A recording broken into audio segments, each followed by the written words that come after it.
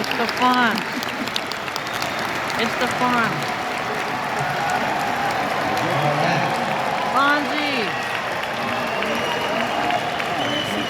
I am thrilled to be here with my wife Stacy. I would like to take care of a little house cleaning first. Doctor, thank you so much for taking us to dinner. We went to a restaurant. It was delicious. We ordered everything on the menu. I asked for the bill, and then I was told that Dr. Grouse was taking us to dinner. I was humiliated. But it was so good. I'm thrilled to be here with you. I want to tell you that one of my professors, Dr. Brown, at Emerson College, I applied to 23 colleges. I got into one. I got into Emerson College, and I could not go there until I finally finished and passed geometry. In my senior year in summer school, I finally passed geometry with a D-. I took it for 4 years, same course. I took it regular school and summer school, regular school, summer school, regular school, summer school. I kept taking geometry, a D-. That was August 1963. From that day that I passed until today, not one human being has ever said hypotenuse to me. I think finally I understand we have to teach children how they learn, not what we think they should learn.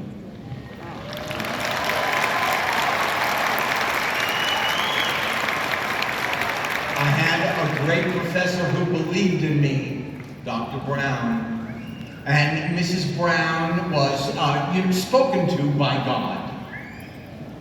He said, Mrs. Brown, you are so good at what you do. I have chosen you to live forever.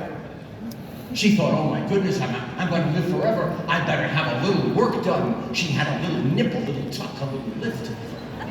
Took off the bandages. She looked great. She said, okay, now I look good. I better dress well. So she went on Fifth Avenue. She went up and down Fifth Avenue, and she got herself new outfits, and she had her bags, and she stepped off the curb, and she was hit by the Fifth Avenue bus. Mrs. Brown dead as a doornail. What the heck? But God spoke to her. She took her bag, she went right to heaven. She walked right up to the throne of God. She put her bags down. She said, excuse me, it's Mrs. Brown. You said I was going to live forever. God said, I am so sorry. I did not recognize you. That has nothing to do with my speech. I just know that.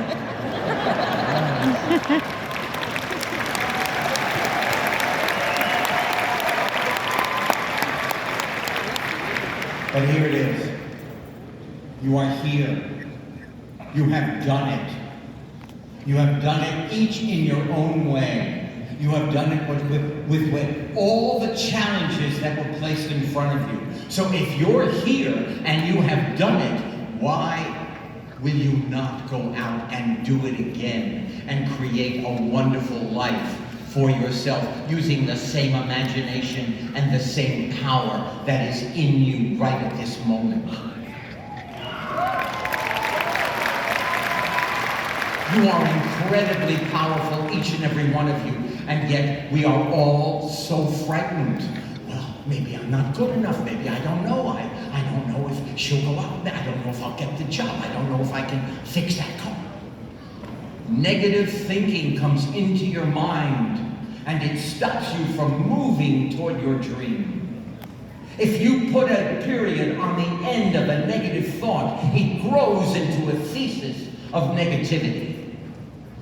I'm walking to my dream. I want to be an actor. Everybody says you're never going to make it. Oh, my father wanted me to sell wood, import and export wood to make gun stocks or, the galleyways for ties for trains to go across, wood. The only wood I was interested in was Hollywood. I was told I would never make it. I am in the bottom 3% academically in America. I was bad at everything except lunch. But I had a dream, and my dream kept getting squashed by the negativity that came into my mind. I wanted to find the answer. So I found this Armenian philosopher who doesn't want you to finish his book because it is so complicated. So I didn't, because I didn't know what the hell he was talking about. And so I found his disciple, Ouspensky. This is what I learned. Good. Walk into your dream, you have a negative thought, the negative thought gets in your mind, all of a sudden your shoulders drop, your head drops, you stop moving to where you want to go. You take that negative thought, you say, I'm sorry, I have no time for you now. Say it out loud. I have no time for you now. People will look at you very strangely. But eventually it becomes your habit. You replace the negative with a positive. For me, the positive is a really, really luscious chocolate bun cake. I'm not crazy about chips. I take the negative out, I replace it with the bun cake, my shoulders fly back, my head flies up, I continue to my dream, and then I get to stand here and talk to you. And then he gets to be the Fonz.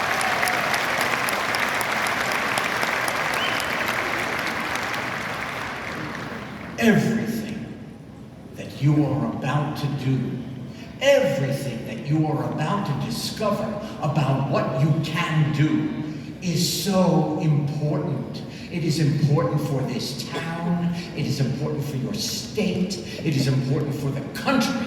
It is important for the world to keep moving forward. I do not understand. And that's not even hyperbole. I don't understand what you understand. I need what you do. I can drive my car. I can turn on the electronics of my house, but I have no idea how it happens. I have no idea how to fix it. I have no idea how to create the next thing that we're going to live with that makes our life easier. I can say somebody else's lines, and I can really enjoy it. I love my job.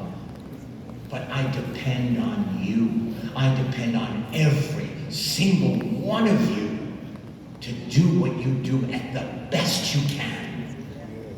I am so proud of you, and I don't even know you.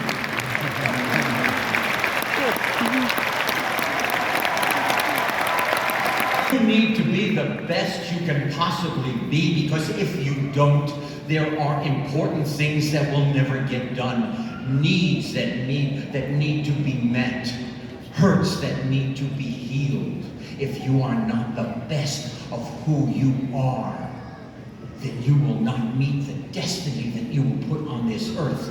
You know, I have a doctor friend, and he is a neurologist, and in the beginning of his career, he said he was positive that it was 80% nurture, 20% nature that define the human beings on the earth. He is now convinced that we come who we are, that it is 80% nature and only 20% nurture that we as parents get to do to guide you so that you can meet your destiny and soar like an eagle and help us when we need you. I hope you have the most wonderful life. I hope you have the most fruitful life. And the distance between all of that, of you having the life you're supposed to have on this earth and not, is you. Nothing can stand in your way if you just open your mind and say, excuse me, not now. In Tai Chi, you just move out of the way and let a lot of the junk go right by you, and then you come back to center. You are the power. You are the reason. You are your destiny, and no one can get in your way, Yes. you say no. Congratulations. I am really emotional. I had treats for that little puppy. I don't know where is the dog. I am so emotional that you have reached this moment. And this moment is only the beginning. It is the end of one part of your life, but it is the beginning of the rest of your life. And oh my goodness, what is waiting for you. And you don't know until you take one step forward, until you just put one foot in front of the other, and all of a sudden you find yourself in the most magnificent world, in the most magnificent life. I'm going to leave you where I started.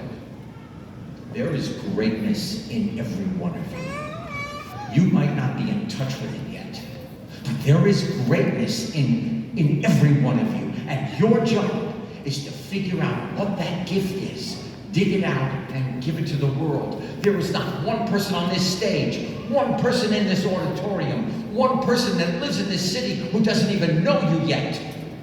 In your state, in our country, in our world, who cannot wait to see who you become. Have a great life. Oh my God. The Fonz, ladies and gentlemen, the Fonz.